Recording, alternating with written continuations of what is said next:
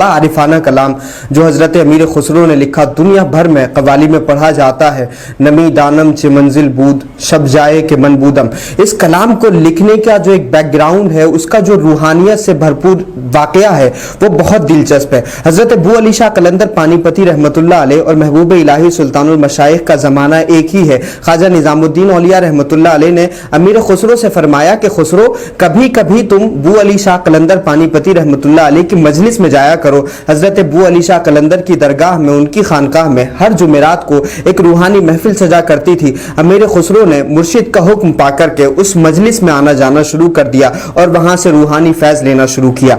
एक दिन हज़रत अबू अली शाह कलंदर पानीपती रहमतुल्लाह अलैह ने अमीर खुसरो से फरमाया कि खुसरो, हम तुम्हारे पीर मुर्शिद को रसूल अल्लाह की कचहरी में नहीं देखते। उसी दिन से हज़रत अमीर खुसरो का दिल टूट गया, बुझे बुझे से रहने लगे। हज़रत अबू अली शाह कलंदर पानीपती रहमतुल्लाह अलैह की बारगाह में भी जब जाते तो बड़े खामोश रहते, बड़े सुकून से रहते, और जब अपने मुर्शिद की बारगाह में आते तब भी वहां दिल की बेकरारी रहती, बेचैनी रहती, बेसुकूनी रहती। कुछ बोलते नहीं थे, खामोश रहते थे, लेकिन उन्होंने फिर भी मजलिस में आना जाना नहीं छोड़ा।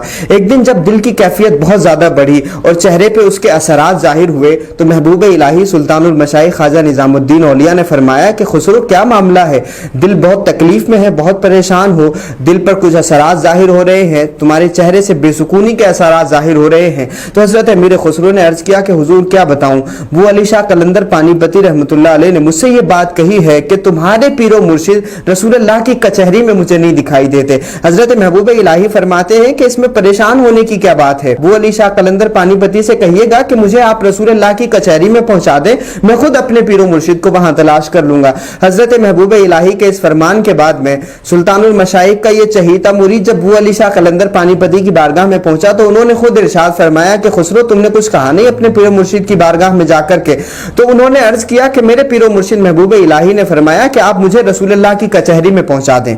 सुनांचे हज़रत अबू अली शाह कलंदर पानीपती रहमतुल्लाह अलैह ने सीने पर हाथ रखा हज़रत अमीर खुसरो के और रसूल अल्लाह की कचहरी में पहुंचा दिया। और जब अमीर खुसरो हुजूर की बारगाह में पहुंचे, रूहानियत के उस आलम में, अबू अली शाह कलंदर पानीपती रहमतुल्लाह अलैह के सीने पर हाथ रखने के बाद जब वो हुजूर की बारगाह में पहुंचे तो वो देख रहे हैं कि एक मजलिस लगी है, औलिया की महफिल है, लोग बैठे हुए हैं और हुजूर भी तशरीफ फरमा है, लेकिन उस पूरी मजलिस में पीरो मुर्शिद निज़ामुद्दीन कहीं नहीं दिखाई देते। बेचैन हुए, रसूल अल्लाह ने पूछा कि अमीर खुसरो क्या देखते हो?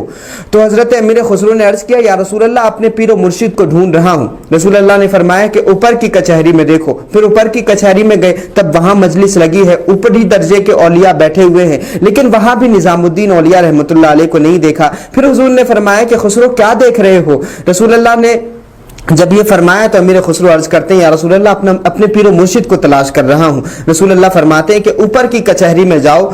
फिर जब हजरत अमीर खुसरो ऊपर की कचहरी में गए तो वहां भी पीरो मुर्शिद ना दिखाई दिए। रसूल अल्लाह ने इस तरह से फरमाया और जो 7वां दर्जा था रसूल अल्लाह सल्लल्लाहु अलैहि वसल्लम ने वहां तक अमीर खुसरो को पहुंचाया और फिर वहां भी जब ना दिखाई दिए, परेशान हुए, तो हजरत अमीर खुसरो ने देखा कि एक बुजुर्ग हैं जिनके चेहरे पर पर्दा है और एक दूसरे बुजुर्ग हैं जो रसूल अल्लाह के बहुत करीब बैठे हैं, उनके चेहरे पर भी पर्दा है। रसूल अल्लाह ने फरमाया कि निजामुद्दीन जरा अपने चेहरे से पर्दा हटाओ, और जैसे ही हजरत महबूब इलाही ने अपने चेहरे से पर्दा हटाया तो अमीर खुसरो ने देखा कि पीरो मुर्शिद 7वें दर्जे पर हैं, 7वीं कचहरी में मौजूद हैं और साथ में अब्दुल कादिर जीलानी सरकार बगदाद भी मौजूद हैं। जैसे ही हजरत अमीर खुसरो सरकार निजामुद्दीन के कदम चूमने की तरफ लपके, फौरन हजरत अबू अली शाह कलंदर पानीपती रहमतुल्लाह अलैह ने अपना हाथ सीने से हटा लिया। वो जज्ब की कैफियत थी, वो अजीब आलम था, और उस अजीब कैफियत में हजरत अमीर खुसरो ने जो कलाम लिखा, जो शायरी लिखी, वो यही थी कि नमी दानम चे मंजिल बूद